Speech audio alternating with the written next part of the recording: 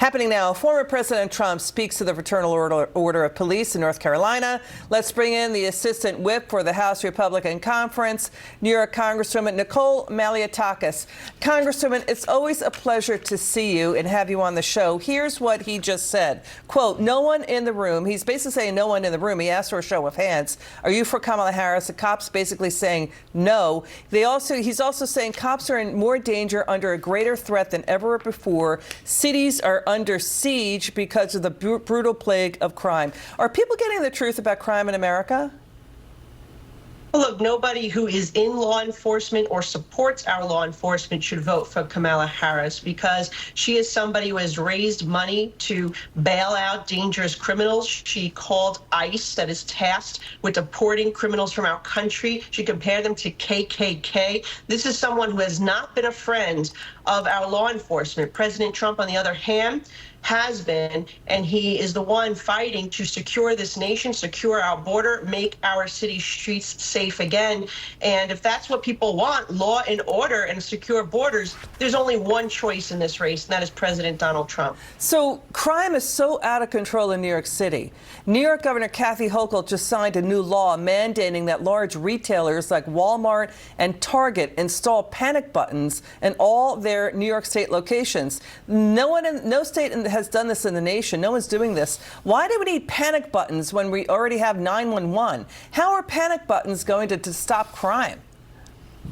Yeah, all Kathy Hochul needs to do is actually repeal the radical bail law that allowed for these criminals to be released over and over and over again on our streets. And what New York City should be doing is repealing its sanctuary policy that will allow the NYPD to once again cooperate with ICE to deport criminals. It's that simple. We are seeing this crime surge in New York City. Why? Because of the policies coming from the Democrats at the city, the state, and the federal level. It's as simple as that. And if people don't like it, they need to reject the Democrats on the ballot this November.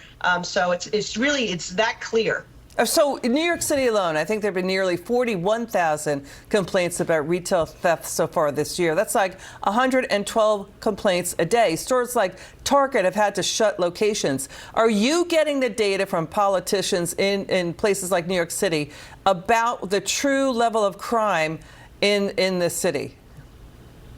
No, it's very difficult. But one other thing is Alvin Bragg, instead of looking to prosecute President Trump, dismissing a large number of the cases. And just the other day, they said 75% of the arrests in Midtown Manhattan are arrests of migrants that are committing crimes. That just shows you how dangerous these unvetted individuals. Remember, the Biden-Harris administration told you they were vetted. They are not vetted. They are dangerous gang members. We've seen murders. We've seen stabbings, women being raped, a young girl, 13 years old, all by people who are in the country illegally. And I have had a hard time getting the stats from the city. As a matter of fact, I put in a Freedom of Information law request to get the data on the crimes that migrants are committing in our city, where the perps trace back to their addresses are back to the migrant shelters. They refuse to release this data. Who? They've been stonewalling me since last October, nearly a year. Who? And I still can't get this data. Who's stonewalling you?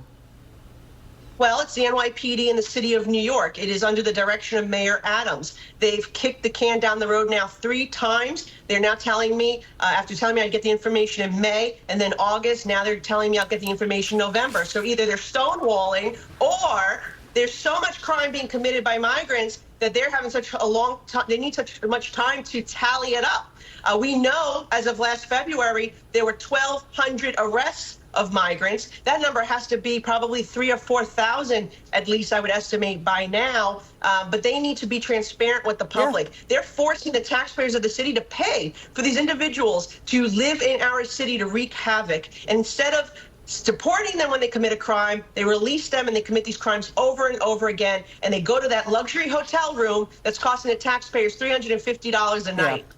I mean, voters deserve so much more, so much better, Congresswoman. You know, that government crime data has also been criticized for being really problematic. So we really don't know the true level of crime in America. Congresswoman Malliotakis, a pleasure to have you on the show tonight. Thanks for joining us. Thank you. Okay, reaction pouring in to that.